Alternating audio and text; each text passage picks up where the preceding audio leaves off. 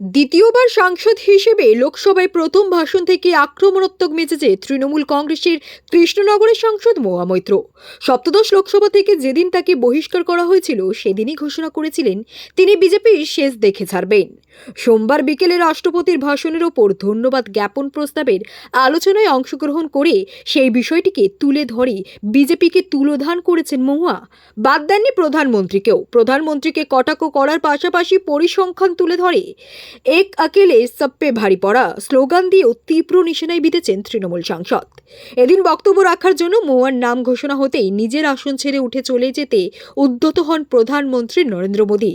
তা দেখেই মোদীকে কটাক্ষ করে মহুয়ার চিৎকার, সম্মানীয় প্রধানমন্ত্রী, আপনি এখানে এতক্ষণ ছিলেন, 2.5 ঘন্টা ছিলেন, এটাও শুনে যান। আমি আপনাকে অনুরোধ করছি, ভয় পাবেন না স্যার, 2বার আমার কেন্দ্রে গিয়েছেন প্রচার করতে, আজকে তো শুনে যান। প্রধানমন্ত্রী অবশ্য মহুয়ার কথায় কর্ণপাত না করে লোকসভা ছেড়ে বেরিয়ে যান। তাতে কটাক্ষ ছুড়ে কৃষ্ণনগরের সাংসদ বলেন, আমার দুর্ভাগ্য, যার ইচ্ছা চলে যাক, আমাকে দমানো যাবে না। অগ্নি পরীক্ষার পার করে এখানে এসেছি। তার কথায় বিজেপির ঔদ্ধত্যের জবাব গণদেবতা দিয়েছে। বিজেপির রাজতন্ত্রকে 303 থেকে গণতন্ত্রই 240-এ নামিয়ে এনেছে।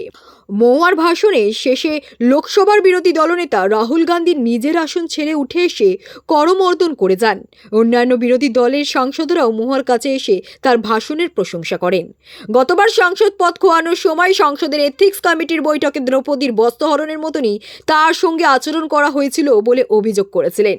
সেই প্রসঙ্গ টেনে এদিন বিজেপির দিকে ঝাঁঝালো আক্রমণ করেছেন মহুয়া। বলেছেন, 7 মাস আগে এই সংসদ একটি কুরসভায় পরিণত হয়েছিল। অন্ধ ধৃতরাষ্ট্রের সামনে চিরহরণ হয়েছিল দ্রৌপদীর। যারা দ্রৌপদীর বিরুদ্ধে ষড়যন্ত্রে লিপ্ত হয়েছিলেন তাদের অনেকেই এবার আর সংসদে ফেরেনি। তবে কৃষ্ণের মতো কৃষ্ণনগরের মানুষ আমার রক্ষাকর্তা হয়ে দাঁড়িয়েছে। আপনার রাজনীতি, আপনার আওয়াজ, বাংলা খবর।